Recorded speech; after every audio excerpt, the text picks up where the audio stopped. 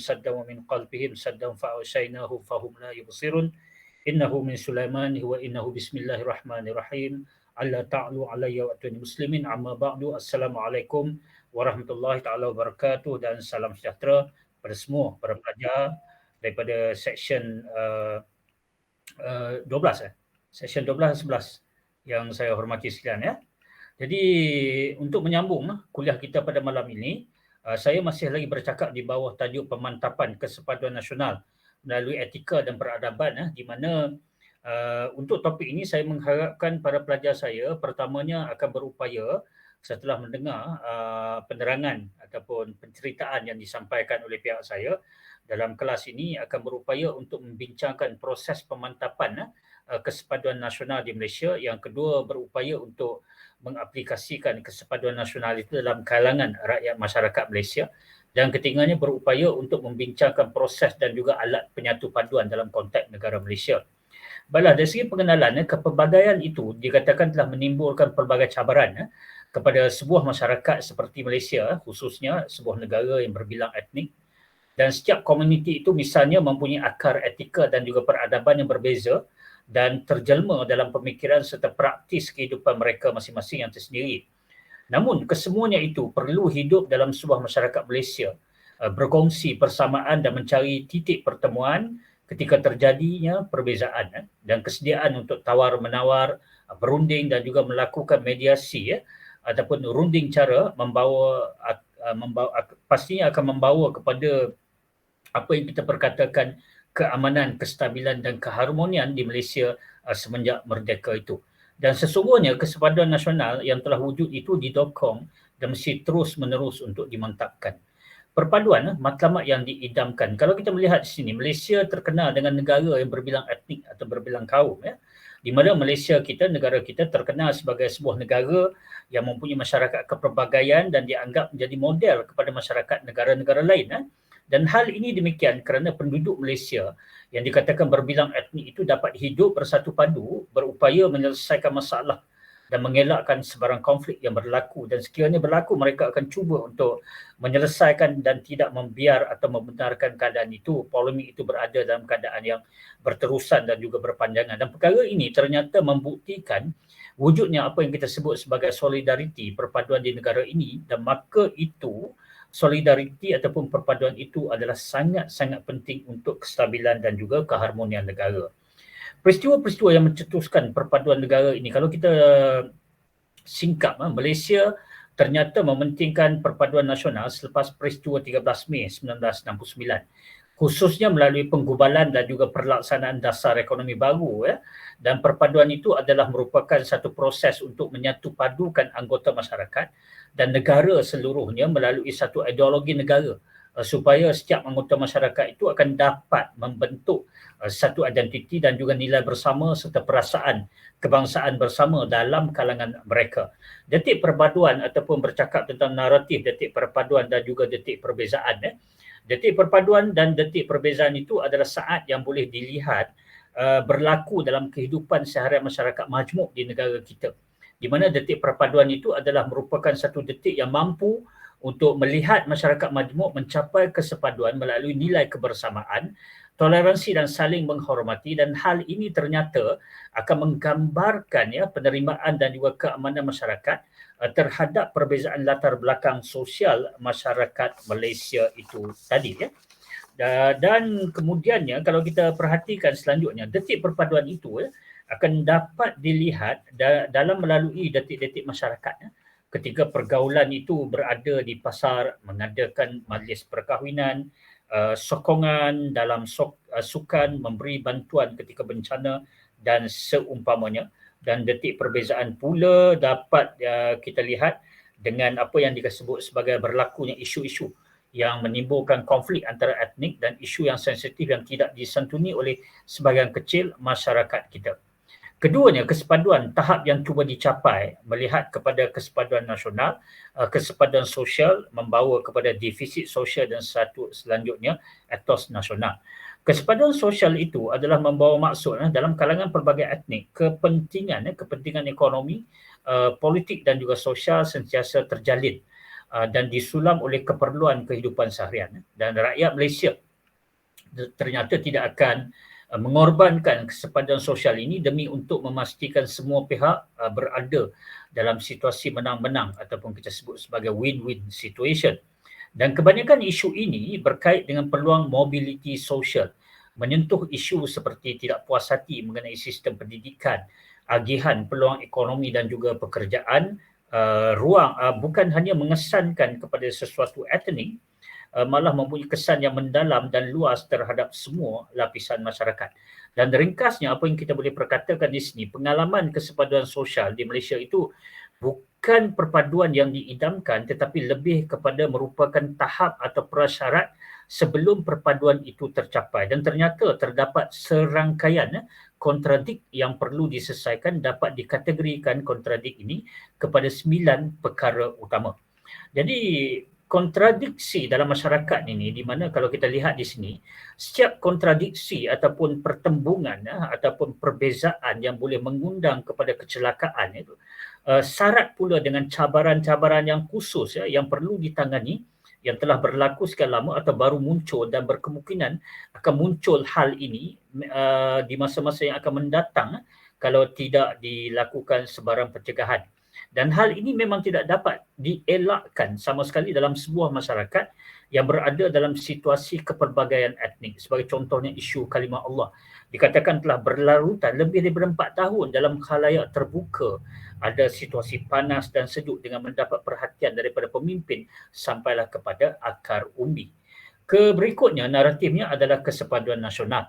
Di mana kalau kita melihat kepada Syamsul Amri, Profesor Ulung menyebut bahawa kesepaduan sosial itu adalah satu keamanan, kestabilan dan juga makmur sejahtera yang wujud dalam sesebuah masyarakat khususnya yang berbilang etnik kerana wujudnya satu kesepakatan sosial ataupun social bonding yang kuat, yang terbina untuk sekian lamanya berasaskan kepada setidak-tidaknya 5 prasyarat. Iaitu prasyarat kesepadan sosial ini dari segi prasyaratnya dan penjelasan boleh dilihat seperti berikut. Pada pertamanya, taraf kebendaan yang berkualiti seperti mempunyai indeks kualiti hidup yang sederhana kepada tahap yang tinggi. Keduanya, akses kepada kemudahan yang boleh menjamin dan mempertahankan kualiti hidup dan juga mobiliti sosial. Pada perkara ketiga, antara sosial yang stabil, aman dan selamat. Keempatnya, interaksi yang aktif yang berlandas kepada jaringan dan juga pertukaran hubungan yang berbentuk positif. Dan kelimanya, wujud usaha positif ke arah pelibatan semua pihak dalam kegiatan yang berbentuk arus perdana. Jadi senario yang menggalakkan kesepadan sosial itu bertahan dan boleh dibayangkan, misalnya biarpun wujud perbezaan, kontradiksi, persaingan ataupun contestation dan konflik dalam sesebuah masyarakat itu, jika para anggotanya sanggup berunding dan bertolak ansur untuk mewujudkan satu konsensus, tolak ansur, toleransi dan semangat akomodasi, malah bersungguh-sungguh untuk membina satu keharmonian dan pelbagai bentuk ikatan sosial, makanya kesepadan sosial itu akan mekar, akan segar, akan membunggar dan kemudiannya akan terpamer dan sedia untuk diperagakan. Bukan hanya dari segi politik, sosial dan budaya, jalinan hubungan yang cukup rapat itu bahkan wujud dan terjelma dalam putaran ekonomi dan pasaran yang akan menyebabkan kita saling bergantungan dengan kuat melalui kegiatan ekonomi seharian ataupun dalam konteks putaran permintaan dan juga tawaran. Dan berikutnya kesepadan sosial ataupun defisit sosial. Defisit sosial itu pula kekurangannya dalam konteks sosial yang dikatakan memerlukan usaha penyatuan yang berterusan untuk meningkatkan tahap kesepaduan. Justru itu kekurangan ini adalah disebabkan oleh jurang perbezaan dari segi persepsi dan juga pendapat dalam kalangan kelompok yang berbeza bermula dengan individu, keluarga dan juga masyarakat. Makanya itu defisit sosial dalam masyarakat adalah suatu kerencaman yang tidak boleh untuk dielakkan antara kategori defisit sosial yang disebut di sini sebagai ethnicity, agama, soal kelas, soal sosial, soal pendidikan, bahasa, jurang antara generasi, soal gender iaitu jantina, kemudian politik, generalisasi dan ruang bandar, desa dan juga media. Contohnya di sini defisit sosial daripada sudut pembangunan negara adalah golongan yang miskin tanpa mengira etnik di bandar dan dalam sektor pertanian secara diri dan estet. Dan negeri-negeri yang masih terperangkap dengan kemiskinan, peluang dan juga akses kepada pendidikan dan juga kesihatan. Lanjutan daripada itu, isu dan juga cabaran rakyat Malaysia dalam soal perpaduan ini. Kalau kita melihat kategori isu, cabaran dan juga bentuk-bentuk penjelasan. Yang pertamanya ethnicity. Penjelasannya, kepelbagaian etnisiti itu seringkali dianggap sebagai satu batasan utama yang menggugat perpaduan, dan realitinya perpaduan itu adalah perkara yang perlu untuk diurus, dipertingkatkan melalui pelbagai mekanisme seperti interaksi dan juga jalinan hubungan sosial secara berterusan pada peringkat interetnik dan juga intraetnik dengan penuh berhemah. Yang keduanya agama, di mana dari segi penjelasannya perbezaan pegangan kepercayaan agama itu ternyata disalah tafsir atau disalah faham sebagai satu sempadan yang dikatakan boleh membentuk, menghalang kepada perpaduan dalam masyarakat kerana dilihat dalam konteks yang kurang tepat. Dan kurangnya sensitiviti serta kefahaman berkenaan dengan agama yang berbeza itu ternyata memberikan satu kesan kepada hubungan dan juga interaksi di dalam masyarakat secara menyeluruh. Kelas sosial pula dimaksudkan dari segi penjelasannya tidak dinafikan bahawa setiap sistem sosial masyarakat itu mempunyai hierarki, mempunyai hierarki kelas sosial yang disebabkan oleh struktur etnik, keturunan, pekerjaan, jawatan, pendapatan maupun ekonomi yang kita selalu sebut M40, B40, T20 dan sebagainya. Dan perkara ini seharusnya tidak menjadi batu penghalang kepada perpaduan kerana setiap kelas sosial itu masyarakatnya saling melengkapi dari segi peranan dan juga tanggungjawab. Dan solidariti dalam kelas sosial itu perlu diuruskan dengan mencipta satu tapak integrasi yang memenuhi keperluan dan tujuan masyarakat meliputi kelas sosial yang terbabit. Dari segi aspek pendidikan pula, penjelasannya, kewujudan institusi sekolah pelbagai aliran di negara ini seperti sekolah vernacular, sekolah agama, sekolah antarabangsa, selain daripada sekolah arus perdana, seringkali difahami sebagai satu kekangan kepada usaha pemupukan perpaduan kepada rakyat kerana dilihat dalam konteks pemisahan yang berasaskan kepada etnik. Dan hakikatnya sistem pendidikan perpaduan yang dibina dan diamalkan akan berkesan sekiranya kandungan, kaedah dan program penghayatan perpaduan dalam setiap institusi dan sistem pendidikan yang wujud dalam negara ini adalah berbentuk seragam yang bermula daripada pendidikan awal kanak-kanak sehinggalah kepada peringkat pengajian tinggi. Dari segi naratif berikutnya, bahasa. Penjelasannya, bahasa Melayu itu termaktub sebagai satu bahasa kebangsaan dalam perlembagaan persekutuan dengan tujuan untuk menjadi alat interaksi dan komunikasi kepada rakyat berbilang etnik di dalam negara ini. Dan isu dan cabaran sebenar dalam konteks perpaduan itu adalah untuk melaksanakan pendidikan bahasa kebangsaan dalam semua institusi dan peringkat pendidikan supaya rakyat, semua rakyat mampu untuk bertutur, untuk menulis, memahami antara satu sama lain, merentasi etnik dalam suatu bentuk kesatuan pemikiran dan identiti sebagai warga negara Malaysia. Dan hasil pendidikan ini seterusnya akan mampu untuk menggerakkan rakyat untuk mengaplikasikan bahasa sebagai alat untuk menjayakan perpaduan dari pelbagai aspek kehidupan. Dan berikutnya jurang generasi. Kalau kita lihat dari segi penjelasannya, masyarakat Malaysia kini mempunyai pelbagai lapisan generasi yang berstruktur dalam konteks usia, pendidikan, pekerjaan, ideologi dan budaya yang akan menyebabkan berlakunya pertembungan dari segi nilai, budaya, semangat jati diri dan juga tahap toleransi. Dan jurang generasi ini dilihat kian berlebar. Isu dan cabaran perpaduan sudah pasti berbeza antara generasi dan amat memerlukan pendekatan yang dikatakan bersesuaian dengan berdasarkan kepada pengalaman hidup dalam kalangan setiap generasi yang terbabit. Soal gender, walaupun isu gender seringkali diungkapkan sebagai perbezaan kesaksamaan hak antara lelaki dan wanita.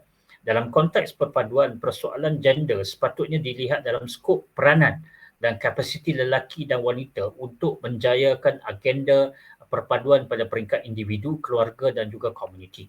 Sebagai contohnya, wanita yang bekerjaya dan suri rumah sepenuh masa sudah pasti mampu untuk memainkan peranan dan mempunyai kapasiti dalam ruang yang berbeza untuk menjayakan perpaduan. Keupayaan untuk merungkaikan peranan dan kapasiti gender menggunakan konteks perpaduan sebenar mampu untuk mencorakkan pembangunan masyarakat dengan lebih dinamik. Politik federalisme ataupun politik persekutuan, pentadbiran dan sistem tadbir urus pada peringkat persekutuan dan negeri perlu dilihat dari aspek sempadan politik, ekonomi dan sosial kerana terdapat perkara-perkara yang telah pun dipersetujui sebagai urusan untuk peringkat negeri seperti agama dan tanah. Jadi politik federalisme itu akan muncul sebagai satu isu dan sebagai satu cabaran yang cuba untuk mengheret polemik perpaduan apabila isu etnik itu diperdebatkan dalam konteks hak masing-masing dalam perlembagaan. Dan oleh itu politik federalisme itu perlulah diteliti dan diperbincangkan dalam konteks permasalahan yang sebenar, di mana pemimpin pada setiap peringkat harus dan sewajarnya memainkan peranan penting sebagai pemangkin kepada perpaduan, bukan sebaliknya. Ruang bandar dan desa. Ruang bandar dan desa ini seringkali dibezakan melalui kekangan fizikal dan juga infrastruktur yang mencorakkan ciri sosial masyarakat dan juga aktiviti ekonomi.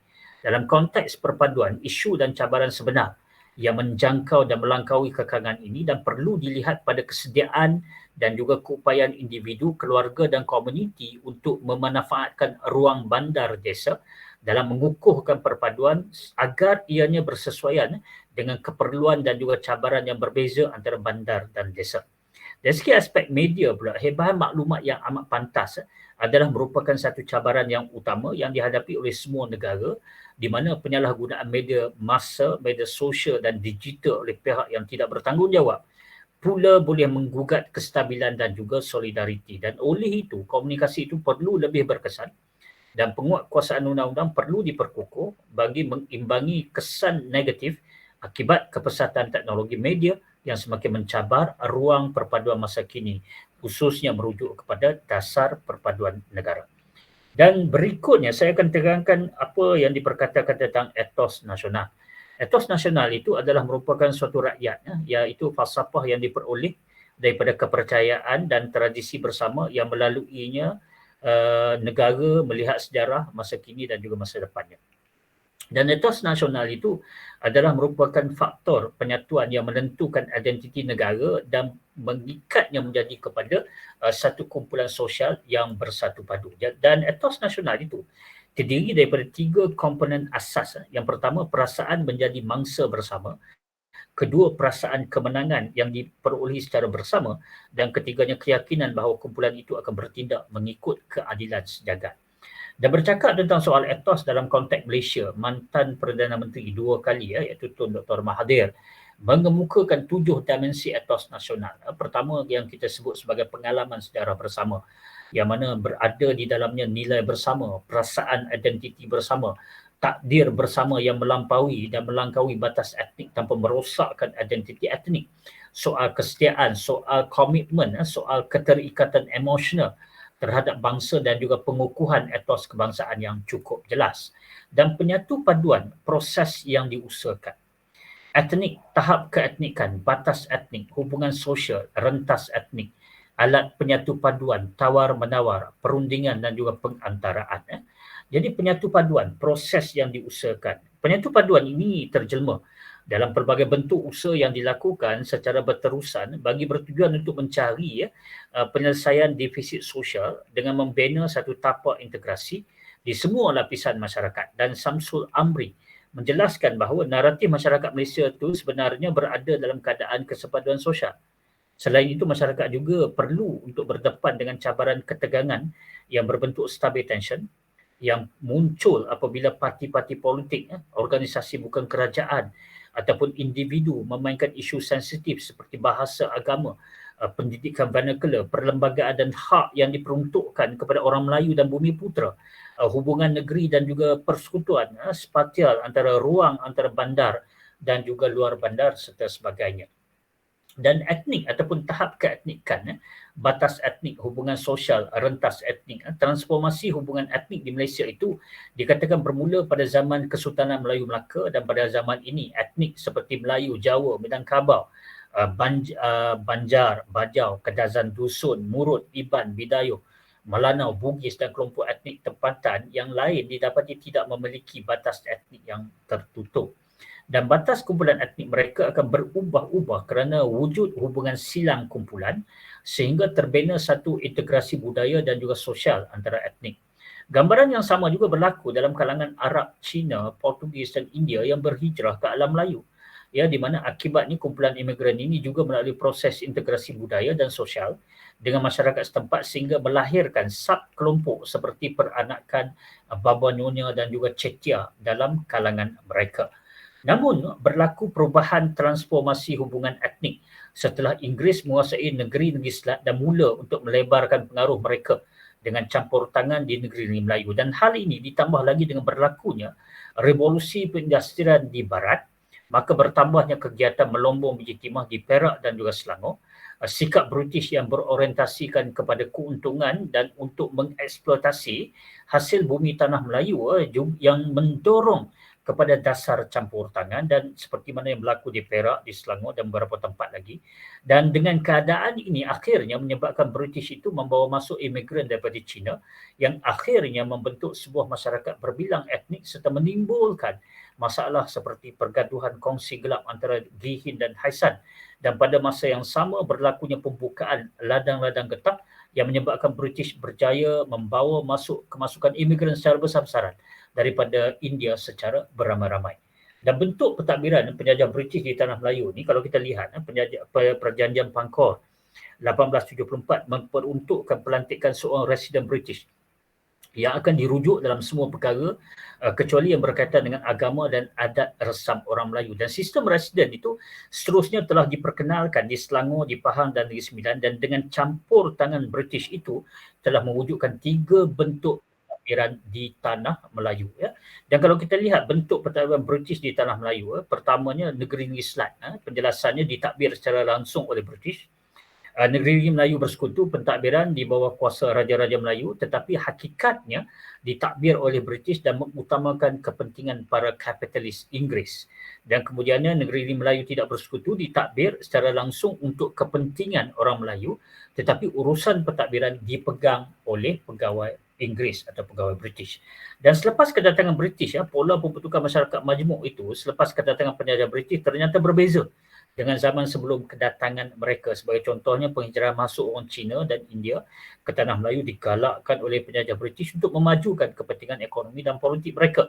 Dan orang Cina digalakkan untuk membuka lombong-lombong biji timah dan emas dan pada 1870 terdapat 10,000 orang Cina di Selangor manakala di Larut, Perak terdapat seramai 40,000 orang Cina dan jumlah ini semakin bertambah akibat daripada insentif dan galakan yang diberi oleh penjajah Inggeris dan juga faktor tolakan daripada yang berlaku di tanah asal mereka, contohnya peperangan, malapetaka, kesempitan hidup dan seumpamanya. Dan kemudiannya pertambahan imigran India semakin meningkat juga menjelang abad ke-20 kerana pada masa tersebut banyak ladang dan juga estet getah telah dibuka oleh para peladang Eropah.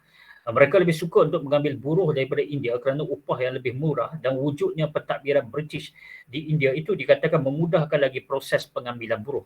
Dan perkembangan imigran India semakin pesat dan sehingga pada tahun 1931 dikatakan terdapat 132,277 orang India di negeri Selat, 379,996 orang India di negeri Melayu Bersekutu dan di negeri Melayu Tidak Bersekutu seramai 110,951 etnik India.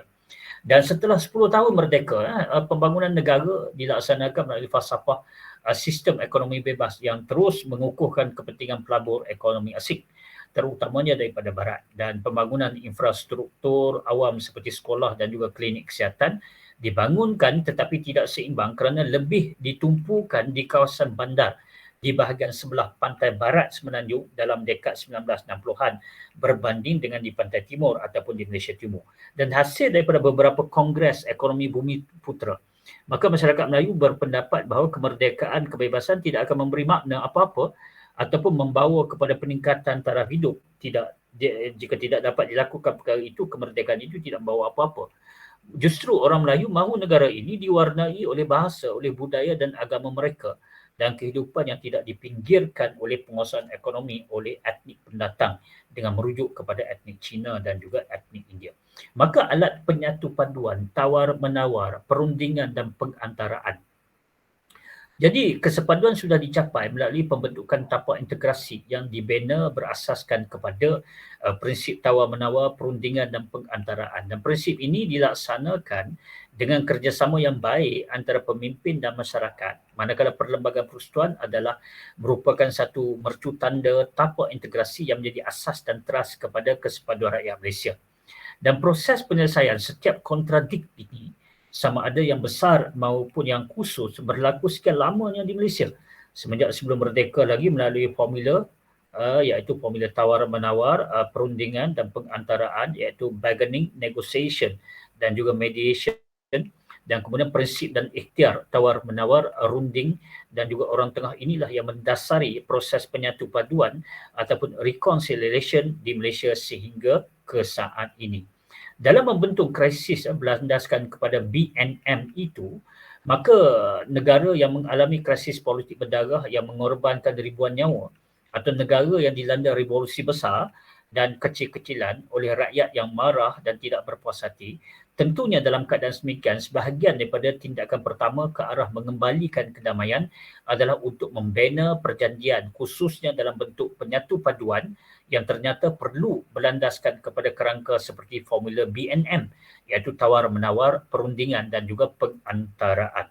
Dan justru dengan itu sebagai satu rumus bicara untuk topik ini, etos bangsa juga membawa kepada pembentukan satu identiti di mana identiti itu menggambarkan satu unsur unik sebuah masyarakat yang stabil dan seragam. Penyatu paduan terjelma dalam pelbagai bentuk usaha yang dilakukan secara berterusan bagi bertujuan untuk mencari penyelesaian defisit sosial dengan membina tapak integrasi di semua lapisan masyarakat. Transformasi hubungan etnik di Malaysia bermula pada zaman Kesultanan Melayu Melaka. Transformasi sosial selepas DEB menipiskan batas etnik dalam kalangan rakyat dan tingkah laku mereka lebih dicorakkan oleh perkiraan ganjaran material, status sosial dan juga ikatan sosial berbanding dengan kepentingan etnik. Manakala proses penyelesaian setiap kontradiksi ini sama ada yang besar maupun yang khusus telah pun berlaku sekian lamanya di Malaysia sejak sebelum merdeka lagi melalui formula BNM iaitu formula tawar-menawar, bargaining, perundingan, negotiation dan juga pengantaraan ya, mediation ya, bargaining, negotiation dan juga mediation. So itu untuk topik ataupun slot pertama dan saya apa nama syorkan pada sesauri yang hadir pada malam ni sesekali cubalah onkan kamera supaya saya ada rangsangan sikit motivasi bahawa saya tak gila ataupun bercakap seorang-seorang di sini dan yang keduanya setidaknya saya tahu ada orang yang sedang mendengar di luar sana. So kita stop sekejap dalam 2 minit sebelum saya sambung kepada topik yang berikutnya ya tuan-tuan ya. Sekejap ya.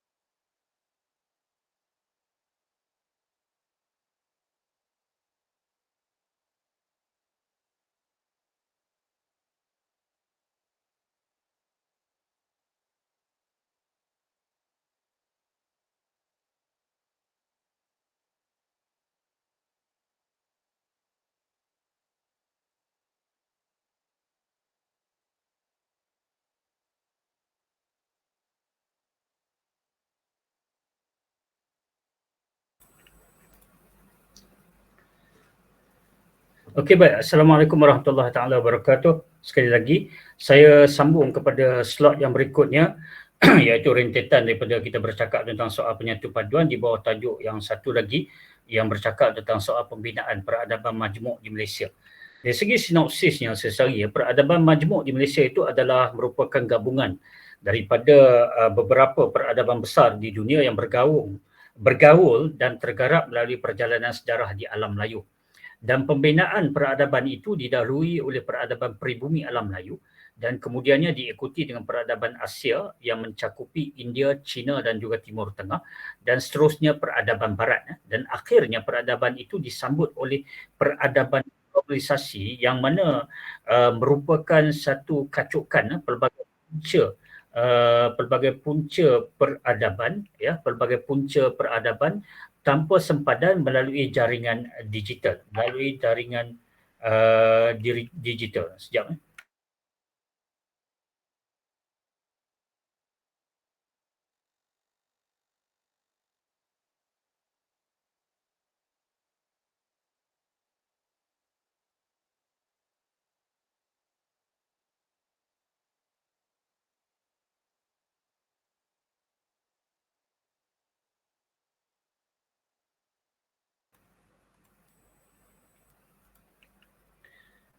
Okey, baik. Sambungan lagi. Akhirnya peradaban ini disambut oleh peradaban globalisasi yang mana merupakan satu kacukan pelbagai punca peradaban tanpa sempadan melalui apa yang kita sebut di sini jaringan digital yang kompleks dan pembinaan peradaban yang beridentitikan Malaysia itu dikatakan telah bermula pada kemerdekaan Persatuan Tanah Melayu pada 31 Ogos 1957 melalui usaha untuk mewujudkan negara bangsa didahului oleh pembinaan negara, state, bercirikan kepada satu wilayah, satu perlembagaan dan juga satu perlembagaan dan negara itu mewujudkan beberapa institusi utama seperti sistem birokrasi negara, pelan pembangunan 5 tahun dan sebagainya.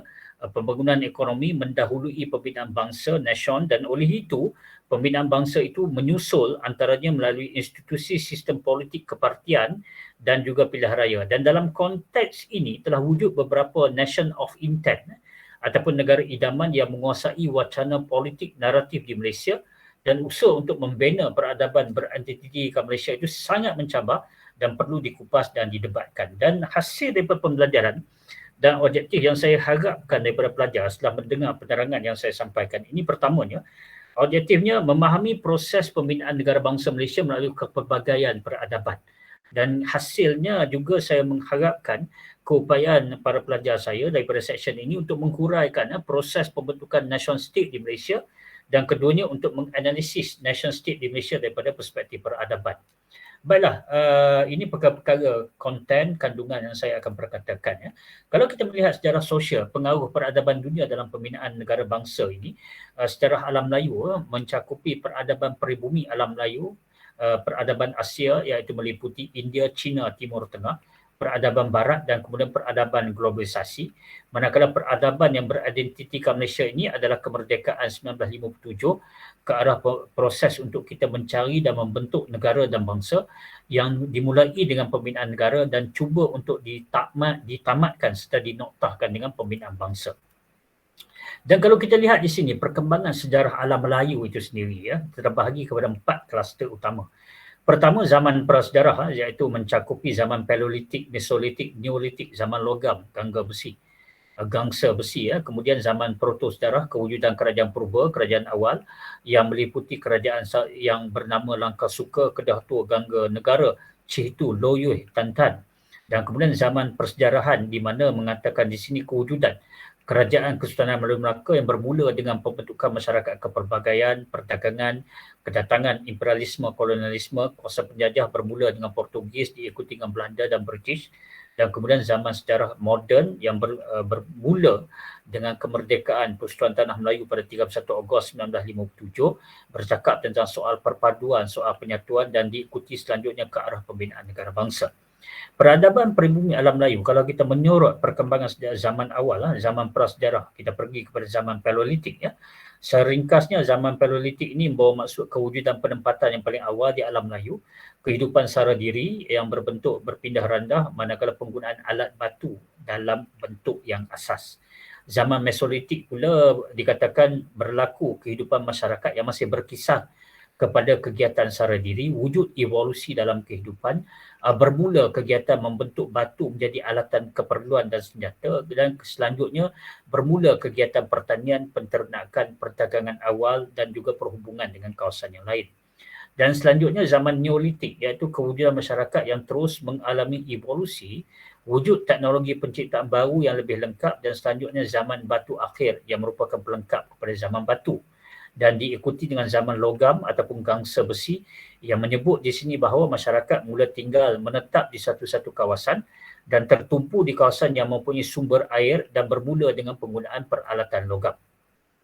Peradaban peribumi alam Melayu ni kalau kita lihat zaman protosejarah yang bertitik tolak melalui kewujudan kerajaan Melayu kuno ataupun kerajaan purba yang meliputi seperti Langkasuka, Kedah Tua, Gangga Negara, Cihtu, Loyuh dan Tantan. Penggunaan bahasa Melayu sebagai bahasa lingua franca, sistem politik tradisi yang meliputi seperti sistem pembesar empat lipatan, sistem jemaah menteri, sistem patron klien ataupun penaung dinaung, dan kemudian sistem sosial yang meliputi golongan pemerintah dan golongan yang diperintah, serta sistem ekonomi yang berbentuk ke arah sara diri. Peradaban peribumi di alam Melayu ni, kurun pertama hingga kurun ke-6 Masihi, kerajaan Funan muncul sebagai sebuah kuasa terkuat di rantau Asia Tenggara. Kemudian pada kurun ke-7 hingga kurun ke-11 Masihi, kerajaan Sriwijaya berjaya mengambil alih peranan kerajaan Funan sebagai kuasa politik yang terkuat. Kerajaan Majapahit pula muncul menjadi sebuah kuasa terkuat pada kurun ke-13 Masihi selepas kejatuhan kerajaan Singhasari di Jawa semasa pemerintahan Hayam Wuruk dan juga Patih Gajah Mada. Manakala kegemilangan Empayar Majapahit ini dikatakan berakhir dengan kemunculan Kesultanan ataupun Empayar Melayu Melaka. Dan kemudiannya, kejatuhan kerajaan Kesultanan Melayu Melaka telah membawa kepada kemunculan kerajaan Johor Riau, Melayu Riau sebagai kerajaan terkuat di gugusan Kepulauan Melayu. Ya.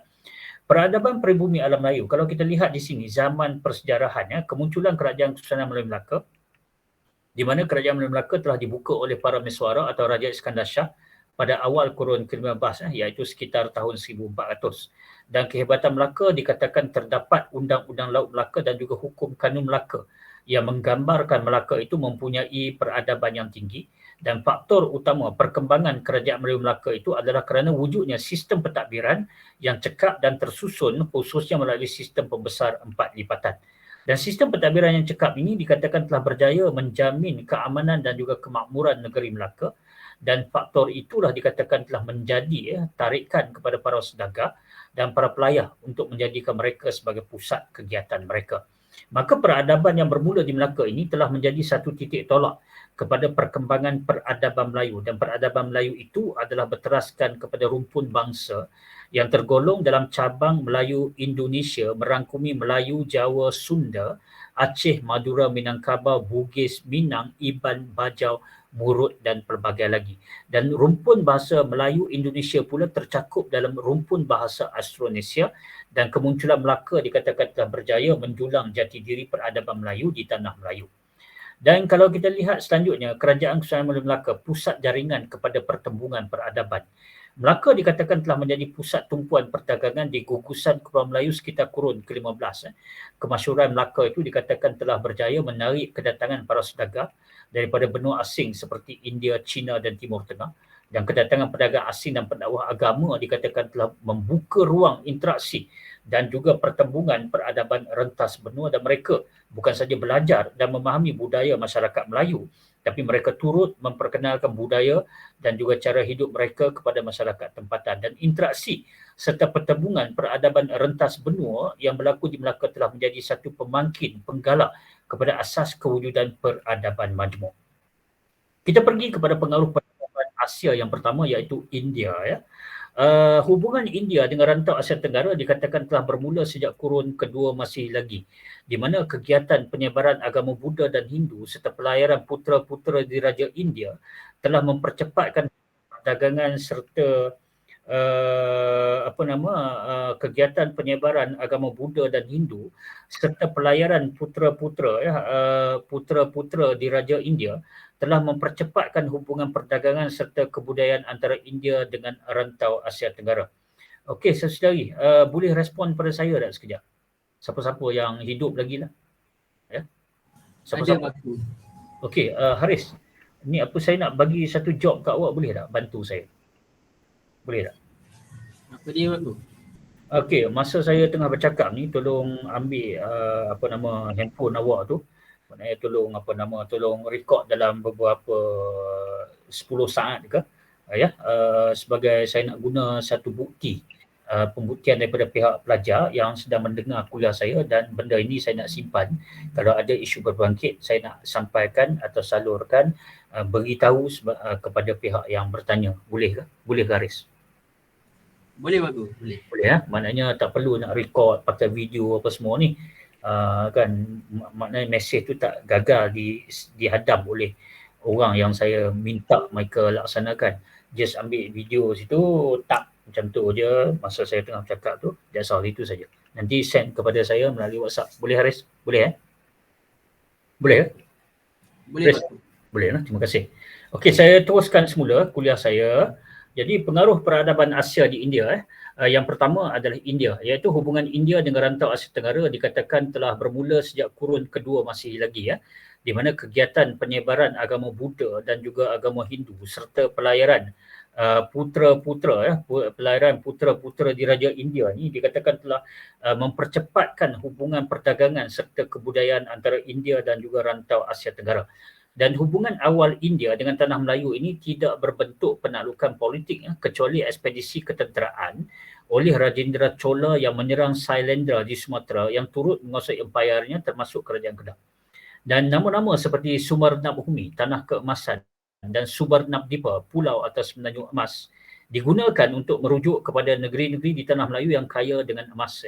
Namun begitu, perkembangan pengaruh Indianization ke atas penduduk di rantau Asia Tenggara berlaku sebelum tahun 1500 Masihi, di mana negara terawal yang mendapat pengaruh India ialah Funan yang bertapak di lembah Sungai Mekong.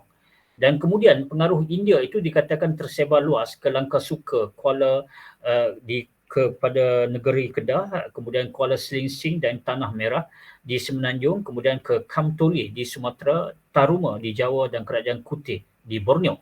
Dan kerajaan yang paling kuat itu menerima pengaruh India adalah Sriwijaya yang telah muncul pada akhir abad ke-5 Masihi, manakala pengaruh India itu dikatakan begitu meluas dan kuat di rantau Asia Tenggara sehingga kawasan itu dikenali sebagai The Greater India. Yang berikutnya, kalau kita lihat di sini, pengaruh peradaban India ke atas kebudayaan masyarakat Melayu. Dalam konteks peradaban itu boleh dilihat kedapatan dalam institusi pemerintahan, undang-undang, adat istiadat, bahasa, kesusasteraan, kesenian dan juga kepercayaan. Yang keduanya adalah pengaruh peradaban Asia Cina, tamadun Cina. Di mana tamadun Cina itu adalah merupakan salah satu tamadun yang terawal di dunia. Peradaban yang terawal di negara China ini adalah di Sungai Kuning, iaitu di kawasan utara, kira-kira 4,000 hingga 2,000 sebelum Masihi. Dan hubungan China dengan alam Melayu ini dikatakan telah wujud sebelum permulaan tahun Masihi sejak zaman dinasti Han. Dan semasa pemerintahan Sun Quan, 2 orang utusannya dikatakan telah melawat Funan dan negeri Melayu yang lain di semenanjung Tanah Melayu dan juga Kepulauan Melayu, dan dikatakan telah berlakunya apa yang kita sebut di sini sebagai hubungan diplomatik. Dan pada zaman kegemilangan kerajaan Sriwijaya juga dikatakan telah berlaku kedatangan para saudagar Cina, saudagar Cina dan penuntut agama Buddha secara besar-besaran. Dan kemudian pada zaman dinasti Tang dikatakan telah membuka 7 jalur jalan dagang dengan dunia luar, dan salah satunya perjalanan laut daripada Guangzhou dengan India, Parsi dan Arab melalui alam Melayu. Dan sejak daripada itu hubungan China dengan alam Melayu menjadi semakin kuat dan lebih tertumpu dalam bidang perdagangan, dan kemunculan Kesultanan Empayar Melayu Melaka itu telah meneruskan tradisi hubungan baik dengan kerajaan China yang telah dikatakan membuka ruang jaringan yang lebih luas dengan penyerapan peradaban khususnya pada zaman dinasti Ming pada abad yang ke-15.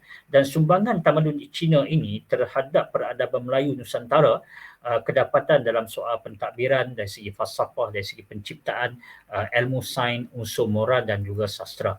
Ini yang kita dapat lihat melalui bagaimana perkara-perkara ini berlaku melalui serapan perkataan Cina ke dalam bahasa Melayu, komuniti, keberadaan komuniti Baba dan Nyonya, apa yang disebut sebagai sub-etnik Cina peranakan, adat, kemudian kekeluargaan, makanan dan juga pakaian.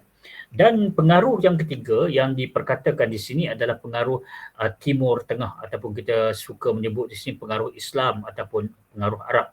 Di mana pengaruh utama peradaban daripada Timur Tengah ini adalah merujuk kepada pengembangan agama Islam, dan terdapat teori yang mengatakan bahawa Islam itu dibawa terus daripada semenanjung tanah Arab ke alam Melayu pada kurun ke-7 melalui hubungan perdagangan, dan pengaruh peradaban daripada Timur Tengah di alam Melayu itu bermula di Perla dengan terbentuknya kerajaan Islam pertama pada 840 Masihi. Dan kemudiannya diikuti dengan kerajaan Samudera Pasai pada tahun 1042, dan Pasai pula telah muncul sebagai sebuah pusat pertama pengajian dan juga penyebaran agama Islam yang boleh dianggap sebagai satu pusat tamadun Melayu Islam yang pertama di Kepulauan Melayu. Dan kemudiannya Kesultanan Melayu Melaka telah menjadi pusat kebudayaan Melayu Islam dan menjadi nadi kepada kegiatan pengajaran serta penyebaran agama Islam bagi seluruh Kepulauan Melayu. Dan peradaban Melayu dikatakan telah menyerap unsur dan tradisi tamadun Islam yang akhirnya telah melahirkan puncak ataupun pusat tamadun Melayu Islam bertahap dunia yang berlaku dan wujud di Melaka pada kurun ke-15, Patani pada kurun ke-16, Aceh pada kurun ke-16 dan 17, dan juga akhirnya kepada Johor Riau, Lingga pada kurun yang ke-17. Dan kita dapat lihat bagaimana pengaruh peradaban Timur Tengah ke atas peradaban Melayu itu berlaku dalam aspek seperti perundangan, sistem ekonomi, pendidikan, sistem pemerintahan yang mencakupi hal-hal menyentuh isu agama, kepercayaan, kesenian, kebudayaan, adab dan juga cara hidup. Dan lanjutan berkenaan dengan pengaruh peradaban Timur Tengah ni, pengaruh daripada Timur Tengah juga dikatakan telah membawa impak atau kesan yang cukup besar dalam keseluruhan sistem kehidupan masyarakat Melayu, di mana kemasukan pengaruh Timur Tengah ini bukan saja menghakis pengaruh peradaban India sebelum ini, tapi juga telah mengubah pegangan agama, kepercayaan, pemikiran, cara hidup, sistem pemerintahan, perundangan dan juga pelbagai perkara-perkara lagi. Namun begitu, pengaruh peradaban India tidak sepenuhnya hilang, cuma diadaptasi, diserap bersama dengan penyesuaian dengan ajaran Islam. Sebagai contoh, hierarki pemerintahan, adat, perkahwinan, warisan kesenian masih terdapat unsur-unsur Indianization itu lagi. Dan adaptasi dan penyesuaian itu telah memperkukuh, memperkasa, memperkaya lagi peradaban Melayu sehingga akhirnya berjaya membentuk ciri-ciri identiti peradaban Melayu Islam. Dan yang berikutnya adalah tamadun Barat ataupun peradaban Barat. Pengaruh peradaban daripada Barat ini bermula dengan kedatangan kuasa imperial ataupun kolonial ke alam Melayu, khususnya di tanah Melayu, yang dikatakan bermula dengan Portugis 1511, Belanda 1641, British 1786. Peradaban Barat ini bukan saja membawa kepada pengaruh dalam kehidupan sosial dan juga sistem ekonomi masyarakat, tetapi telah membawa satu implikasi yang besar dalam struktur pentadbiran dan pemerintahan negara. Walaupun pengaruh daripada Portugis dan Belanda tidak membawa kesan yang signifikan atau unik ataupun berpandangan kepada negeri Melayu khususnya, kecuali Melaka, tetapi secara langsung maupun tidak langsung ia juga membawa implikasi dari segi aspek penerimaan beberapa istilah dalam penggunaan bahasa Melayu. Dan hanya setelah kemasukan kuasa Inggeris, pengaruh Barat jelas kelihatan, khususnya dari segi sistem pemerintahan negara dan perkembangan ilmu pengetahuan, terutamanya kefahaman yang berkaitan dalam etika dan peradaban, di mana agama dipisahkan daripada politik, yang ternyata membawa satu implikasi besar terhadap pembinaan negara bangsa. Dan selain itu, pengaruh Barat juga cuba untuk mengembangkan ajaran Kristian, yang mana telah mendorong akhirnya para pendakwah Islam bersekali dengan institusi raja-raja untuk mempergiatkan peranan mereka dalam usaha untuk mengekang pengembangan kepercayaan ajaran Kristian berkenaan. Dan kalau kita lihat satu persatu pengaruh peradaban Barat Portugis, di mana tujuan Portugis ini adalah untuk menguasai perdagangan dan mengembangkan agama Kristian, tertumpu di Melaka daripada tahun 1511 hingga 1641, iaitu selama 130 tahun. Kesan utama kewujudannya adalah masyarakat Serani, yang mana terhasil daripada perkahwinan campur antara orang tempatan dengan Portugis, dan kemudian Portugis telah memperkenalkan sistem tulisan Rumi, wujud perkataan pinjaman seperti jendela, almari, garfu, tuala, palsu dan pelbagai lagi. Dan kedatangan Portugis dikatakan telah membawa keruntuhan kerajaan Kesultanan Melayu Melaka, dan kejatuhan Melaka itu telah membawa kepada kemunculan kerajaan Johor Melayu Riau. Dan berikutnya pengaruh peradaban barat yang kedua yang disebut sebagai Belanda, di mana Belanda ini telah menubuhkan Syarikat Hindia Timur Belanda VOC pada tahun 1602 untuk menguasai perdagangan rempah di Kepulauan Melayu, di mana Belanda cuba untuk menguasai perdagangan kain di India dan juga biji timah di negeri Melayu, dan pusat utama operasi penjajah Belanda ini adalah di Jakarta ataupun nama lamanya Betawi di Indonesia. Dan pada 1641 Belanda dikatakan telah menyerang Portugis di Melaka dengan bantuan kerajaan Johor Melayu Riau. Dan penjajahan Belanda itu hanya tertumpu di Melaka selama 183 tahun, daripada 1641 hingga 1824. Dikatakan Belanda juga telah berjaya menyekat kapal dagang supaya berdagang di Betawi berbanding di Melaka. Dan penjajahan Belanda itu dikatakan telah berakhir dengan perjanjian Inggeris-Belanda atau juga disebut sebagai perjanjian London pada tahun 1824 yang memisahkan antara Malaya dengan Indonesia, dan perkara itu kekal sehingga hari ini. Dan penjajahan Belanda itu walaupun lama, iaitu 160 tahun lebih, 83 tahun daripada 1641 hingga 1824, tetapi keberadaan penjajah Belanda itu tidak begitu banyak meninggalkan kesan kepada peradaban Melayu selain daripada dua tinggalan yang kita dapat saksikan hari ini, iaitu bangunan Standus di Melaka dan juga Kota Pangkor, biji timah di Pulau Pangkor. Ini sebagai contohnya, ya. Dan berikutnya pengaruh peradaban barat ataupun penjajahan Inggeris British. Dan kalau kita tengok dia punya susur galur naratifnya, persejarahannya, 1786 Perancis Light menduduki Pulau Pinang, 1819 Stamford Raffles menduduki Singapura, 1824 Perjanjian Inggeris Belanda yang mengesahkan pendudukan Inggeris di Tanah Melayu, 1825 persetiaan awal Henry Burney dengan Siam bagi menyekat pengaruh Siam di Perak dan Selangor, 1826 Perjanjian Burney ditandatangani antara Inggeris dengan Siam, 1826 Singapura, Pulau Pinang dan Melaka disatukan di bawah negeri-negeri Selat.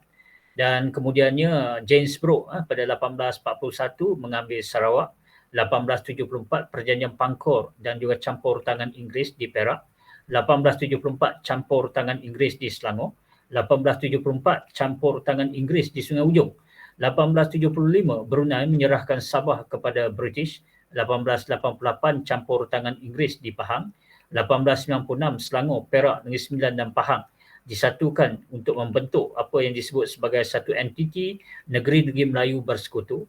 1909 Perjanjian Bangkok ditandatangani di mana Siam telah menyerahkan Kedah, Kelantan, Terengganu dan Perlis, tetapi mengekalkan sebahagian besar wilayah Melayu dan kekal di bawah jajahan takluk Bangkok sehingga hari ini, di mana Kedah, Kelantan, Terengganu dan Perlis telah diserahkan kepada Inggeris, dan kesatuan negara-negara negeri-negeri berkenaan telah membentuk apa yang kita kenali sebagai Negeri Melayu Tidak Bersekutu. Dan kemudian pada tarikh 1914 Johor telah menerima penasihat British yang pertama.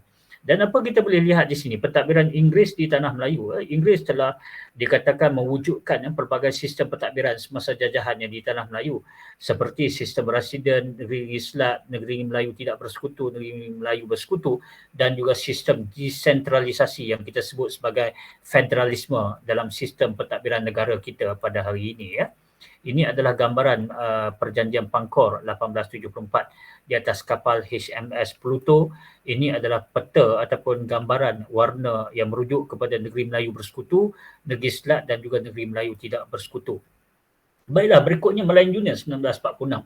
Ciri-ciri Perjanjian Malayan Union 1946 ni di mana semua Negeri Melayu Bersekutu dan Negeri Melayu Tidak Bersekutu serta dua buah negeri Selat disatukan, iaitu Pulau Pinang dan Melaka, manakala Singapura dikekalkan sebagai tanah crown ataupun untuk penjajah British, seperti mana Hong Kong selepas itu, di mana Singapura itu dianggap sebagai satu pusat yang memberi tabungan kepada penjajah Inggeris, dan kemudian seorang Governor British dilantik oleh Ratu England yang akan mengotai Malayan Union yang cuba untuk dibuat. Manakala Majlis Eksekutif dan Majlis Undangan Melayu Union telah dibentuk, Singapura diasingkan kerana kepentingan sebagai pelabuhan bebas dan kewarganegaraan yang berbentuk sama rata atau juga disebut sebagai jus soli menjadi asas kerakyatan kepada Melayu Union, dan kemudian Raja-Raja Melayu menjadi ahli Majlis Raja-Raja Melayu yang hanya membincangkan soal agama Islam dan juga adat istiadat Melayu sahaja. Dan apa yang berlaku daripada kesan itu, kemerdekaan Persekutuan Tanah Melayu 1957, di mana pembinaan peradaban yang beridentitikan Malaysia ini telah bermula dengan kemerdekaan 1957 melalui usaha untuk mewujudkan negara bangsa didahului oleh pembinaan negara dan kemudiannya pembinaan bangsa. Dan pembinaan negara ini dikatakan telah melibatkan usaha untuk mengurus keterbatasan sumber negara dalam membangunkan pelbagai sektor yang diperlukan oleh masyarakat. Dan pembinaan bangsa pula melibatkan usaha untuk mencapai perpaduan solidariti dalam kalangan masyarakat pelbagai kaum ataupun pelbagai etnik, dan kemerdekaan Persekutuan Tanah Melayu menjadi satu katalis pemangkin kepada usaha untuk membina sebuah negara yang maju dan berdaulat. Dan selanjutnya peradaban globalisasi, di mana disebut juga sebagai era dunia tanpa sebadan, yang telah memungkinkan berlaku interaksi dan juga jaringan peradaban yang merentasi benua dan sempadan negara menerusi permodenan dalam pelbagai bidang kehidupan, perkembangan teknologi maklumat dan informasi seperti internet, komputer, smartphone, penggunaan media sosial yang berleluasa, Facebook, WhatsApp, Instagram, Twitter, Telegram dan berbagai lagi. Manakala peradaban globalisasi itu telah membawa satu pengaruh yang cukup besar dalam pelbagai aspek kehidupan merentasi bidang politik, ekonomi, sosial, budaya, termasuklah perkembangan bidang ilmu dan juga soal falsafah pemikiran. Dan perkembangan peradaban global ini turut menjadi penyumbang kepada pembentukan peradaban majmuk di Malaysia. Jadi bercakap tentang soal pembentukan peradaban majmuk ni tuan-tuan ya, ia adalah bermaksud gabungan ataupun percampuran beberapa peradaban yang membentuk peradaban yang beridentitikan Malaysia. Manakala peradaban Melayu itu menjadi teras kepada peradaban majmuk di Malaysia setelah kemasukan para pedagang daripada India, China dan Timur Tengah, ianya telah membuka satu ruang interaksi dan jaringan peradaban yang lebih luas di tanah Melayu. Dan kemudiannya disusuli dengan kemasukan kuasa penjajah barat seperti Portugis, Belanda dan Inggeris yang kemudiannya membawa kepada berlakunya interaksi dan jaringan peradaban yang lebih rencang. Dan episod penjajahan Inggeris ternyata yang membawa lebih ramai kemasukan pekerja asing daripada benua China dan benua India telah memungkinkan berlakunya pengukuhan peradaban India dan juga China, dan hal ini hari ini di era globalisasi telah membawa berlakunya kacukan pelbagai punca peradaban tanpa sempadan melalui jaringan digital yang kompleks. Dan kesemua pengaruh peradaban luar ini akhirnya telah membentuk peradaban majmuk di Malaysia pada hari ini. Yang kita dapat lihat di sini, peradaban majmuk di Malaysia meletakkan peradaban Melayu itu sebagai teras, kemudian membabitkan peradaban India, peradaban penjajah Inggeris, peradaban penjajah Belanda dan juga peradaban Portugis yang mewakili peradaban Barat, dan kemudiannya muktahir pendidikan ataupun peradaban global, langit terbuka, dunia tanpa sepadan, dan di dalam dan sebelumnya juga mencakupi meliputi peradaban daripada tamadun Cina dan juga peradaban daripada Arab iaitu Timur Tengah ya. Jadi kalau kita dapat lihat naratifnya di sini, pembangunan perubahan transformasi sosial di sini pada 1970-an kita bercakap tentang soal kemiskinan, ketidaksamarataan. Pada era 80-an, 90-an kita bercakap tentang soal pembangunan industri, penghijrahan. Pada tahun 2000 kita bercakap tentang soal urbanisasi kelas menengah, dan kemudian pada tahun 2010 kita bercakap ke arah negara maju dan juga berbagai lagi siri-siri revolusi industri 4.0, 5.0 dan sebagainya. Apa yang kita dapat saksikan di sini dari segi latar sejarah sosialnya, negara kita dinamismenya bergerak daripada sebuah masyarakat Melayu kepada masyarakat majmuk pelbagai etnik kepada sebuah negara yang berbentuk kerencaman sosial dengan ketamadunan payung anak watan, yang saya akan perjelaskan di bawah tajuk elemen-elemen tradisional, elemen-elemen paksi tradisional pra-kolonial sebelum kedatangan kolonial yang disebut dengan nama Inggerisnya iaitu social contract. Okey, pembangunan, migrasi dan teknologi. Kalau kita lihat di sini kemajuan yang melahirkan perubahan sosial daripada pertanian sara hidup kepada komersial industri, daripada miskin kepada kelas menengah, daripada perdesaan kepada kosmopolitan. Manakala transformasi sosial itu dikatakan telah melahirkan kerencaman sosial yang berpaksikan kepada budaya modernisasi dan kepelbagaian yang memaksudkan perkongsian nilai sejagat, persamaan pendapat awam, batas etnik yang kononnya dikatakan semakin menipis dan kemudiannya apa yang kita sebut di sini tingkah laku bersifat horizontal bukan vertikal dalam soal-soal yang membabitkan hubungan sosial yang merentas etnik dan juga agama. Dan impak kerencaman sosial atau norma sejagat ni apa yang kita dapat lihat kewujudan budaya politik baru yang bercakap tentang soal naratif kebebasan bersuara, berpersatuan, akses kepada maklumat, demokrasi, pelibatan dan seumpamanya. Manakala nilai politik soal amanah, integriti, keadilan, accountability, transparansi, keterangkuman dan isu-isu yang dibangkitkan oleh mana-mana pihak yang terbabit dalam impak kerencaman sosial dan norma sejagat ini adalah meliputi skrip-skrip naratif rasuah, salah guna takbir, keterangkuman jentera dan dasar awam, tak diurus yang baik, soal federalisme, politik matang dan seumpamanya. Okey, selanjutnya saya akan menerangkan tentang konsep negara bangsa, tuan-tuan ya. Asasnya, istilah negara bangsa itu adalah merupakan gabungan dua dimensi utama iaitu negara dan bangsa, di mana negara itu terbentuk dengan adanya tanah, air, rakyat, kemerdekaan, kedaulatan, sempadan, kerajaan dan mempunyai undang-undang tersendiri. Kesemua elemen ini adalah saling lengkap melengkapi antara satu sama lain yang mengesahkan tentang sistem kuasa dan juga otoriti. Abdul Rahman Embung menyebut bahawa konsep negara bangsa di Eropah bermula apabila lahirnya kelompok bangsa yang menentang kuasa feudal dan proses pembentukan sistem baru yang kita sebut sebagai kapitalis.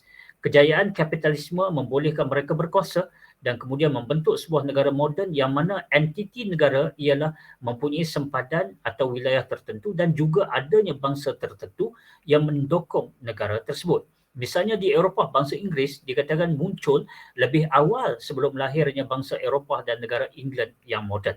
Dan negara bangsa itu adalah di mana budaya majoriti rakyatnya memiliki satu kesedaran kesatuan identiti nasional, perkongsian budaya, perkongsian sejarah yang sama dan bertindih dengan sempadan politik wilayah negaranya. Dan idealnya sebuah negara bangsa itu akan memiliki hanya satu anak watan, satu kumpulan etnik dan satu tradisi budaya tanpa adanya kumpulan yang lain. Dan negara bangsa itu adalah hanya sebagai satu idea di mana bangsa yang sama dan ditadbir urus oleh negara berdaulat mereka sendiri. Dan satu negara secara idealnya hanya mengandungi satu bangsa dan berikutan itu maka seorang tokoh bernama Anderson melalui buku tulisannya yang bernama Masyarakat Bayangan, Imagine Community, mengatakan bahawa pertembungan tentang bentuk negara bangsa itu akan dimuktamadkan dengan kemerdekaan di mana pelbagai bangsa itu menjadi satu bangsa dengan merujuk kepada kes yang berlaku di negara Indonesia. Lanjutan daripada itu, Morton dan Islam 2006 menyebut bahawa negara bangsa itu sebagai sebuah institusi politik yang merujuk kepada sebuah negara yang mana dihuni oleh sekumpulan manusia yang memperkenalkan diri mereka sebagai sebuah bangsa atas landasan perkongsian budaya, sejarah, bahasa, etnisiti dan faktor-faktor lain. Sebagaimana Penrose menyebut bahawa a geopolitic entity whose legitimacy, claim to sovereignty and political power is based on its capacity to represent a distinctive nation. Dan Galwinder Walkie pula menyebut bahawa negara bangsa itu sebagai one nation in the area covered by the state to include most of the people who consider themselves part of that national culture. Dan lanjutan menyebut dalam konteks di negara kita Malaysia, pembentukan nation state itu, apabila Persatuan Tanah Melayu diisytiharkan merdeka pada 31 Ogos 1957, apa yang lahir adalah sebuah negara dan bukannya sebuah bangsa. Dan apabila Malaysia terbentuk pada 16 September 1963, apa yang wujud adalah negara Malaysia dan bukan bangsa Malaysia. Struktur sistem negara bangsa memerlukan promosi kepentingan sendiri sahaja tanpa melibatkan kepentingan pihak-pihak lain. Dan bagi aliran yang berfahaman liberal dan sosialis, mereka menyebut bahawa negara bangsa itu adalah satu usaha untuk membentuk kesetiaan dan ketaatan sivik yang sempurna, manakala bagi fahaman konservatif dan nasionalis pula, mereka menyebut bahawa negara bangsa itu adalah berdasarkan kepada etnik ataupun satu perpaduan yang disebut sebagai perpaduan organik. Jadi kalau kita menyebut hal ini, saya dah bercakap tentang soal ini dalam kuliah kita yang lalu. Saya sebut lagi di sini kerana perkara ini sangat penting, merujuk kepada subjek penghayatan etika dan peradaban, dan ini satu kredit kepada yang berupaya untuk hadir pada malam ini, iaitu pembentukan negara bangsa yang pertamanya satu bangsa, satu negara, one state, one nation, di mana keadaan ini bertitik tolak daripada satu ras membentuk bangsa dan melahirkan satu negara. Justru ia akan melahirkan sebuah negara bangsa. Sebagai contoh, bangsa Jepun akan membentuk negara Jepun, bangsa Jerman akan membentuk negara Jerman, bangsa Korea akan membentuk negara Korea. Bangsa tanpa negara ataupun nation without state adalah membawa maksud terdapat beberapa bangsa tanpa negara dan mereka menuntut bangsa mereka untuk bernegara dan mempunyai autonomi sendiri. Misalnya bangsa Melayu Patani di selatan Thailand, mereka mempunyai identiti bangsa tersendiri tapi negara dimiliki oleh orang-orang Thai. Dan negara Kurdis yang bertapak di utara Iraq, bangsa ini berjaya membentuk wilayah autonomi Kurdistan, tetapi negara Kurdistan tidak diiktiraf dalam peta dunia.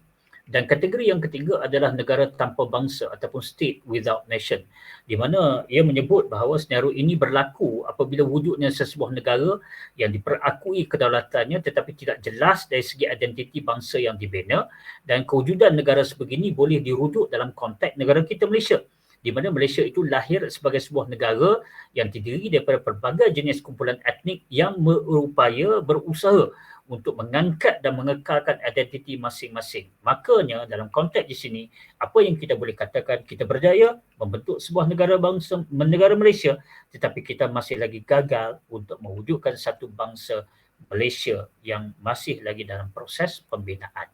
Dan bercakap tentang soal bentuk negara bangsa ni tuan-tuan, setiap negara bangsa memiliki kumpulan etnik asal yang membina dinasti, empayar dan negara bangsa mereka. Namun begitu, dengan penghijrahan, perkembangan kapitalisme dan penjajahan, geopolitik negara telah mengalami perubahan melalui perjanjian dan penaklukan semenjak abad ke-16.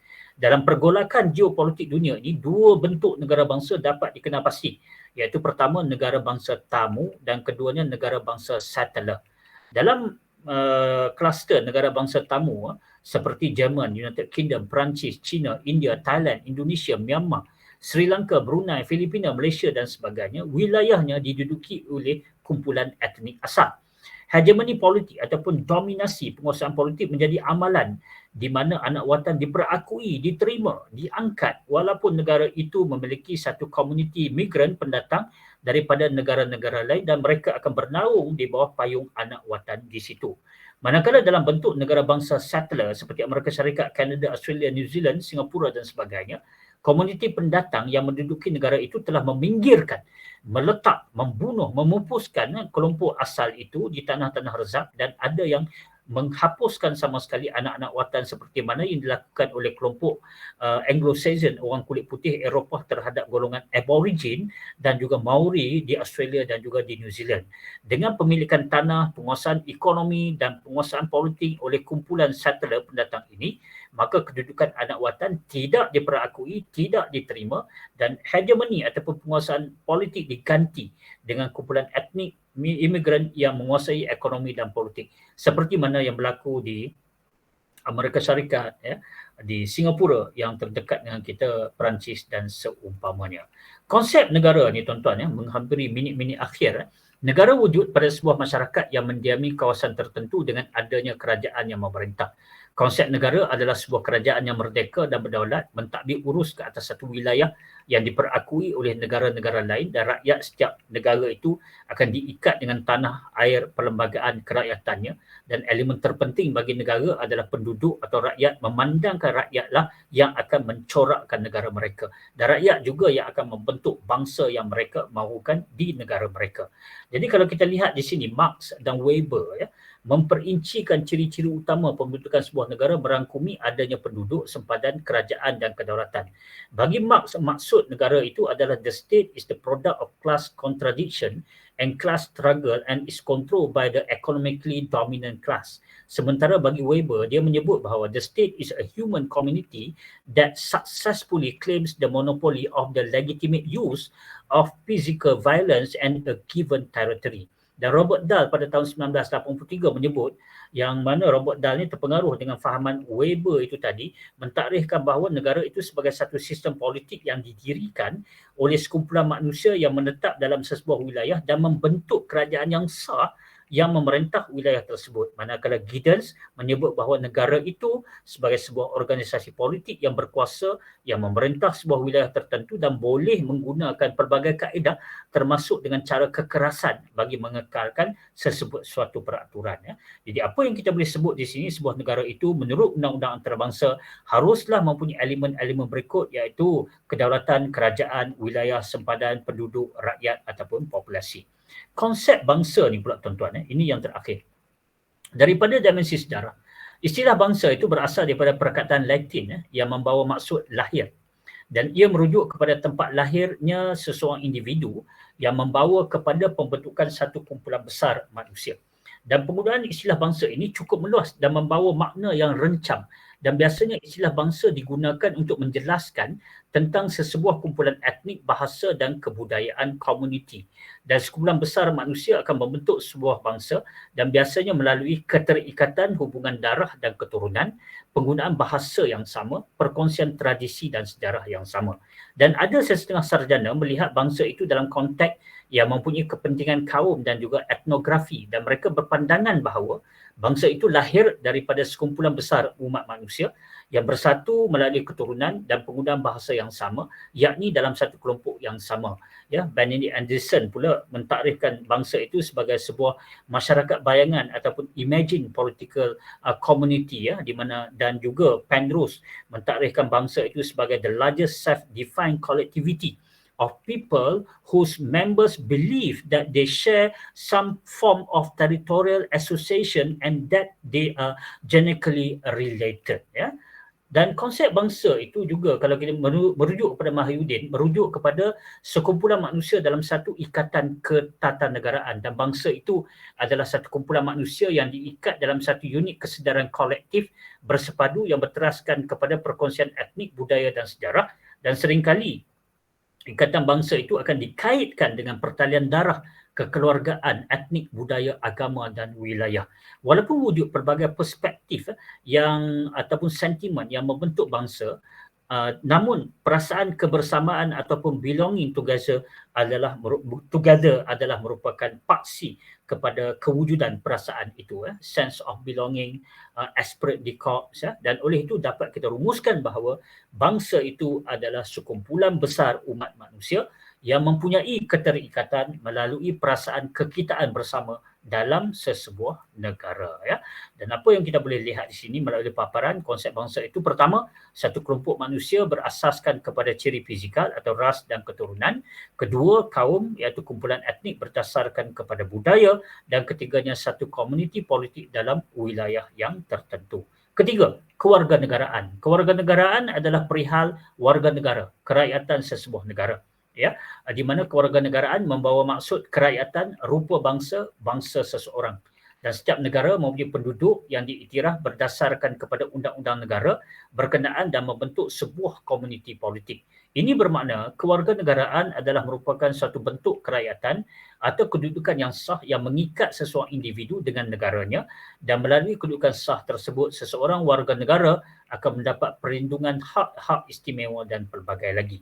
Naratif negara bangsa, kalau merujuk dalam konteks Malaysia, adalah seperti berikut, iaitu sebuah negara etno berpasakkan kepada anak watan dalam masyarakat kepelbagaian, diintegrasikan di pelantar perlembagaan, tersulam ruang sivik dalam governance dan pembangunan dengan mendukung keadilan, keterangkuman dan demokrasi dalam membina negara bangsa Malaysia. Dan kalau kita buat perbandingan di sini, pembinaan negara bangsa yang berasaskan kepada assimilation ataupun integrasi adalah seperti berikutlah, ya, iaitu indigenous nation state, di mana indigenous are acknowledged and accepted based on assimilation. Kita dapat lihatlah Myanmar, Thailand, Indonesia, Cambodia, Laos, Filipina, Vietnam. Manakala yang biru ini, settler nation state, indigenous are denied and rejected. Ini berlaku di Singapura. Manakala indigenous nation state, iaitu menyebut di sini bahawa indigenous are acknowledged and accepted in a post-colonial plural society based on integration. Ini merujuk kepada Malaysia. Manakala Brunei Darussalam membawa maksud nation state dia adalah indigenous nation state, total acknowledgement and acceptance of indigeneity. Okey, negara bangsa Malaysia, Malaysia integrasi. Hegemoni politik memperakui dan menerima anak watan dan komuniti imigran diberikan kerakyatan negara. Perlembagaan mencerminkan kenyataan sejarah panjang di mana Melayu, Islam, Bahasa Melayu, Raja, Akta 153 Kedudukan Melayu dalam negara dijadikan pasak kepada perlembagaan. Minoriti lain diikat di pelantar integrasi di mana yang di-Pertuan Agong merupakan simbol perpaduan negara, Islam agama rasmi persekutuan, tetapi kepercayaan lain boleh diamalkan dengan aman dan damai. Bahasa Melayu adalah bahasa kebangsaan, bahasa perpaduan, tetapi bahasa ibunda lain boleh dipelajari dan Akta 153 yang di-Pertuan Agong menjamin kepentingan minoriti yang lain. Dan apabila Malaysia dibentuk, rakyat Sabah dan Sarawak diperakui sebagai bumi putera dan dijadikan sebahagian daripada pasak negara bangsa bersama dengan komuniti Melayu. Jadi kepelbagaian idea bangsa idaman ni saya tak bercadang nak bercerita di sini, ya. Tapi apa yang saya nak sampaikan di sini, etos bangsa pun saya tak bercadang nak bercerita pada malam ini. Ya, apa yang saya nak beritahu kepada tuan-tuan di sini, peradaban majmuk itu membawa maksud gabungan ataupun campuran pelbagai bentuk peradaban yang menyerap masuk ke dalam peradaban Melayu. Negara itu adalah bermaksud penduduk, wilayah, kerajaan dan kedaulatan. Bangsa itu adalah bermaksud satu kelompok manusia, satu ikatan ketatanegaraan, komuniti politik. Manakala negara bangsa membawa maksud majoriti rakyatnya yang memiliki kesedaran kesatuan identiti nasional, perkongsian budaya dan perkongsian sejarah yang sama dan bertindih dengan sempadan politik wilayah negaranya. Dan negara bangsa idaman, Malay must lead a plural society. Saya ulang, Malay must lead a plural society. Manakala etos nasional adalah membawa maksud ciri-ciri unik masyarakat setempat yang mengikat individu. Jadi sebagai satu rumus bicara di sini tuan-tuan, ya, para penjajah bermaksud membawa kepada peradaban majmuk, penjajahan membawa kepada masyarakat majmuk, pasca kolonial membawa kepada masyarakat majmuk, dan pada tahun 2000 ke atas masyarakat kepelbagaian, kerencaman sosial, batas etnik menipis, hubungan horizontal membuka berdasarkan kepada dimensi etnik dan agama. Peradaban acuan Malaysia bermaksud peribumi Melayu bercampur dengan peradaban Asia Timur Tengah dan Barat. Melayu juga terangkum dengan bumi putera Sabah, Sarawak dan Islam. Etnik-etnik lain, peradaban kacukan global, dan apa yang boleh kita perkatakan di sini, an ethno-nation that is influenced by different civilization, influences and embedded with civic ethics through democratic good governance, social justice and inclusive development practice. So itu saja pada saya. Ini adalah rujukan-rujukan yang bercakap tentang naratif yang apa yang saya sampaikan kepada tuan-tuan. Dan insya-Allah pada minggu hadapan waktu kita bertemu secara kuliah fizikal di lokasi yang telah pun ditetapkan dengan harapan paparan LCD itu dapat dipaparkan dengan sebaik yang mungkin bagi membolehkan slide saya dapat dipaparkan. Syami Haizan, hang boleh tutup tak boleh hang. Aku dengar ni takut macam dah cerita hantu Jepun juga. Tolong mute kan. Bunyi tu pelik. So okey, sebelum saya tamatkan kuliah di sini tuan-tuan, ya. Bismillahirrahmanirrahim. Rabbi anzilni munzalan mubarakan wa anta khairul munzilin. Ya Allah, tempatkanlah aku di tempat yang berkah dan engkau adalah sebaik-baik pemberi tempatnya.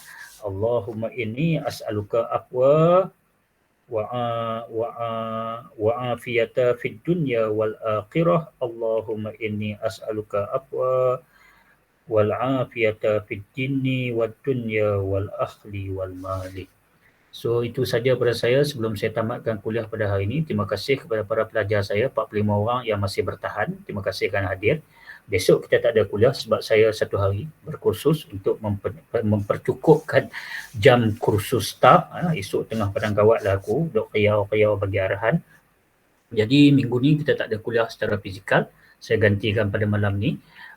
InsyaAllah minggu depan kita bertemu semula secara fizikal dengan tajuk Constitution, Perlembagaan Kontrak Sosial. Jadi tolong bacalah, ya, supaya nanti dalam kelas kita boleh sembang dengan lebih jelas. Tuan-tuan bila baca, tuan-tuan faham dan kemudian dengar cerita daripada pengelipur lara seperti saya ni, tuan-tuan akan lebih mudah dan faham. Dan semua input yang saya perkatakan pada malam ini akan masuk di dalam siri kuis yang kedua ya. Okey, itu saja daripada saya sebelum saya tamatkan kuliah kita pada malam ni 10.21. Pesanan penaja jatuh 7 kali, bangkit 8 kali, kerja kuat untuk masa depan. Isunya di sini bagaimana bukan penting bagaimana kita memulakannya, tetapi yang lebih baik adalah bagaimana untuk kita berusaha untuk menamatkannya. Terima kasih banyak tuan-tuan ya. Kalau penat jangan give up ya ataupun keluar, tetapi kalau penat rehat sekejap, charge semula bateri dan buat comeback yang lebih berkesan, lebih berwibawa dan lebih bertenaga. Terima kasih banyak atas masa tuan-tuan. Kita jumpa lagi pada minggu depan. Selamat maju jaya. Wabillahi taufiq wal hidayah. Assalamualaikum warahmatullahi taala wabarakatuh. Terima kasih dan bye-bye. Pak Ku. Ya. Untuk video rakaman tadi hantar PM kat Pak Ku atau hantar kat grup? Jangan hantar kat grup lah. Kan, itu terus DM dekat saya sebab saya perlukan benda tu daripada view student untuk untuk bukti kepada kejadian yang berlaku pada malam ini. Terima kasih. Okay, boleh. Saya record dalam seminit macam tu kot. That's okay. Tu kalau masuk mahkamah dia boleh menang lah tu. Okey, terima kasih tuan-tuan. Jumpa lagi. Assalamualaikum. Bye-bye. Terima kasih Pak Ku. Waalaikumsalam. Terima kasih Pak Ku. Terima kasih Pak Ku. Terima kasih Pak Ku. Terima kasih Pak Ku. Terima kasih Pak Ku. Right. Terima kasih Pak Ku. Ya, terima kasih, jumpa lagi. Bye. Terima kasih Pak Ku. Okay.